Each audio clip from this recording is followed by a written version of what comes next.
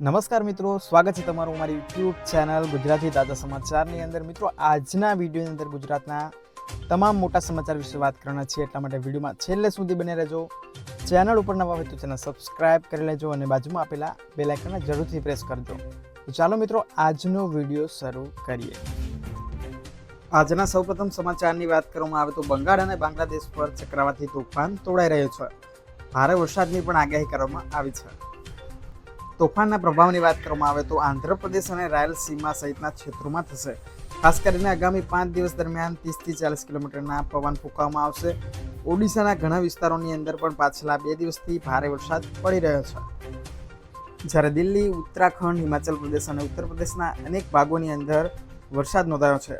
ઓડિશાના ઘણા વિસ્તારોની અંદર પાછલા 2 દિવસથી ભારે વરસાદ પડી રહ્યો છે। હવામાન વિભાગની આગાહી મુજબ વાત કરવામાં આવે તો આંધ્રપ્રદેશની અંદર ભારે વરસાદની આગાહી કરવામાં આવી છે। આ ઉપરાંત ઉત્તરીય અને દક્ષિણ તટીયની અંદર એટલે કે આંધ્રપ્રદેશમાં યમન તથા રાયલસીમાની અંદર આ મોટા ભાગના સ્થળો ઉપર આગામી 7 દિવસ દરમિયાન હળવાથી મધ્યમ વરસાદ અથવા તો ગાજવીજ સાથે છૂટાછવાયા વરસાદની આગાહી કરવામાં આવી છે। ત્યાર પછીના સમાચારની વાત કરવામાં આવે તો ખેડૂતો માટે કેસીસીને લઈને સૌથી મોટી જાહેરાત કરવામાં આવી છે। કેન્દ્ર સરકાર દ્વારા ખાસ કરીને કિસાન ક્રેડિટ કાર્ડથી જે 3 લાખ રૂપિયા સુધીની લોન લેવામાં આવી છે, તેના વ્યાજના સબમિશનની સ્કીમ ચાલુ રાખવા માટે મંજૂરી આપી દીધી છે। આ યોજના હેઠળ વાત કરવામાં આવે તો ખેડૂતોને 7% રાહત દરે લોન મળે છે, જેમાં ખેડૂતો સમયસર લોન ચૂકવે તો તેને આ વર્ષ દરમિયાન ખાસ કરીને 3% જેટલા વધારાના વ્યાજની સહાય આપવામાં આવશે। કિસાન ક્રેડિટ કાર્ડની વાત કરવામાં આવે તો એ લોનનો એક પ્રકાર છે જે બેંકો દ્વારા ખેડૂતોને સસ્તા વ્યાજે લોન આપે છે। આ યોજનાની વાત કરવામાં આવે તો 1998માં ભારત સરકાર દ્વારા ભારતીય રિઝર્વ બેંક દ્વારા આ યોજનાનો બહાર પાડવામાં આવી હતી। કિસાન ક્રેડિટ કાર્ડની વાત કરવામાં આવે તો આ યોજના 22 અને 23 એટલે કે 2022 અને 23ના હેઠળ ખેડૂતોને માત્ર 4% વ્યાજ દરે 3 લાખ રૂપિયા સુધીની લોન પૂરી પાડવામાં આવે છે।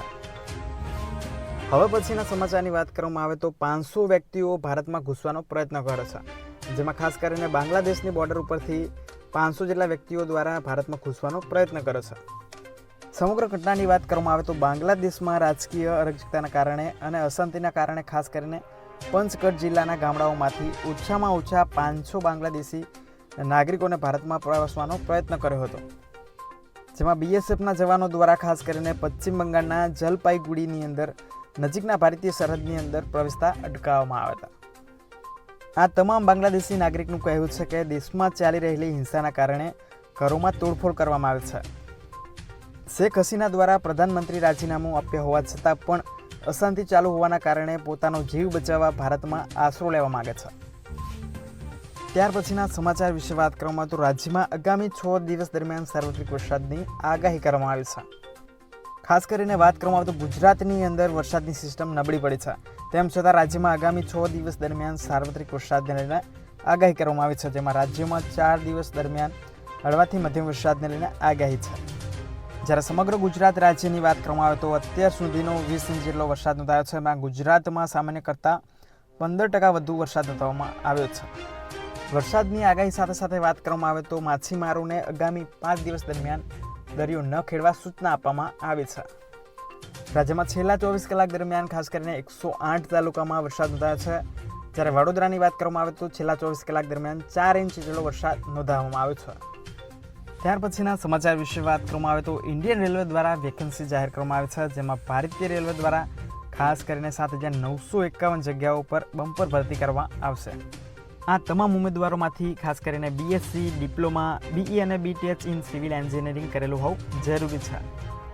પગાર ધોરણ અને વયમર્યાદાની વાત કરવામાં આવે તો 21 વર્ષથી 35 વર્ષ સુધીની વયમર્યાદા છે, જ્યારે પગાર ધોરણની વાત કરવામાં આવે તો 35,400થી લઈ 44,900 સુધીનું પગાર ધોરણ રહેશે। આ વિવિધ પોસ્ટ માટે ખાસ કરીને અરજી કરવાની ફી સામાન્ય વર્ગ માટે 500 રૂપિયા રહેશે, જ્યારે ઓબીસી માટે પણ 500 રૂપિયા, એસસી અને એસટી માટે 250 રૂપિયા રહેશે। હવે પછીના સમાચાર વિશે વાત કરવામાં આવે તો ઇઝરાયેલે હમાસ સાથે મળીને ઇસ્લામિક જેહાદને પાઠ ભણાવ્યો છે। સમગ્ર ઘટનાની વાત કરીએ તો ઈરાન અને લેબનોનનું હિઝબુલ્લા આતંકવાદીઓની સતત ધમકીઓ વચ્ચે ગાઝામાં હમાસ વિરુદ્ધ ઇઝરાયેલનું ઓપરેશન ચાલુ છે, જ્યારે ઇઝરાયેલે એક વખત ગાઝા પટ્ટીમાં હમાસને સૌથી મોટો ફટકો આપ્યો છે। આઈડીએફના અહેવાલ પ્રમાણે વાત કરવામાં આવે તો હમાસ અને ઇસ્લામિક જિહાદ માટે મોટા પ્રમાણમાં શસ્ત્રોનું જ્યાં ઉત્પાદન કરવામાં આવ્યું હતું ત્યાં હવાઈ હુમલો કરવામાં આવ્યો હતો, જ્યારે ઇઝરાયેલે આ બેઝને નષ્ટ કરી દીધું છે. અધિકારીના જણાવ્યા મુજબ વાત કરવામાં આવે તો હુમલામાં લગભગ 1200 જેટલા લોકો માર્યા ગયા છે. IDF દ્વારા ઓપરેશન ચાલુ કરવામાં આવે છે, જેમાં નાકાબંધી જાહેર કરી છે. પાણી, વીજળી, ઈંધણ, ખોરાક અને દવાઓનો પુરવઠો બંધ કરી દીધો છે. તો મિત્રો, આ હતા આજના સૌથી મોટા સમાચાર. આવી જ રીતે મહત્ત્વના સમાચાર જાણવા માટે અમારી ચેનલ સબસ્ક્રાઈબ કરી લેજો અને બાજુમાં આપેલા બેલ આઇકનને જરૂરથી પ્રેસ કરજો. ફરી મળીશું નવા વિડીયો સાથે. જય જવાન, જય કિસાન.